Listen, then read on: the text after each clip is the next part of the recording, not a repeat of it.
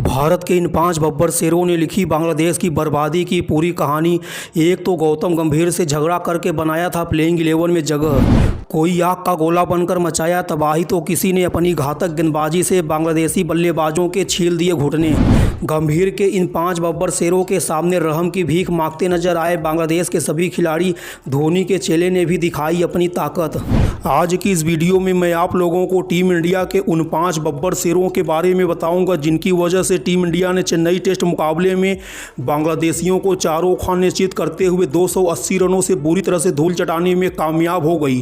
Team India के पहले बब्बर शेर का नाम है यशस्वी जायसवाल, जिन्होंने बांग्लादेश की बर्बादी की पूरी कहानी लिखने में सबसे बड़ा अहम रोल अदा किए हैं। पहली पारी में जब टीम इंडिया के सभी बड़े से बड़े धुरंधर बल्लेबाज बांग्लादेशी गेंदबाजों के सामने आसानी से हथियार डाल दिए थे, तो यशस्वी जायसवाल ही टीम इंडिया के एकमात्र एक ऐसे टॉप ऑर्डर के बल्लेबाज थे जो क्रिकेट की 22 गज की पट्टी पर चट्टान बनकर खड़े हो गए थे और बांग्लादेश के सभी गेंदबाजों की जमकर धुलाई करते हुए शानदार 56 रनों की पारी खेली थी।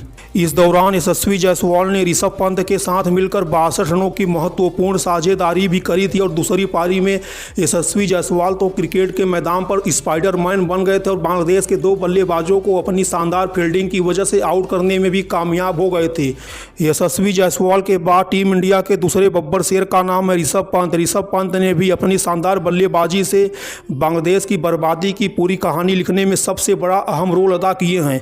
ऋषभ पंत ने पहली पारी में भी अपने बल्ले का जौहर दिखाते हुए शानदार 39 रनों की पारी खेली थी। उसके बाद दूसरी पारी में तो ऋषभ पंत महाकाल की कसम खाकर मैदान पर उतरे हुए थे और आग का गोला बनाकर बांग्लादेश के सभी गेंदबाजों की जमकर धज्जियां उड़ाने का काम किए थे और देखते ही देखते गेंद के धागे खोलते हुए ऋषभ पंत तूफानी अंदाज में अपना शतक भी पूरा कर लेते हैं। इस दौरान ऋषभ पंत बांग्लादेशी फील्डरों के साथ हंसी मजाक भी करते हुए नजर आते हैं। बांग्लादेश की बर्बादी की कहानी लिखने में और टीम इंडिया के तीसरे सबसे बड़े बब्बर शेर का नाम है रविचंद्रन अश्विन।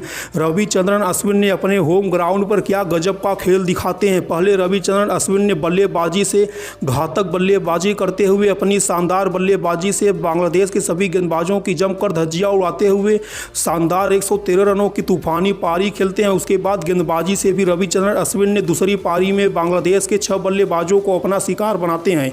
अश्विन के इसी शानदार परफॉर्मेंस की वजह से रविचंद्रन अश्विन को चेन्नई टेस्ट मुकाबले का player of the match award से घोषित किया जाता है। बांग्लादेशियों की पूरी तरह से बर्बादी की कहानी लिखने में और टीम इंडिया के चौथे और सबसे बड़े बब्बर शेर का नाम है रविंद्र जडेजा।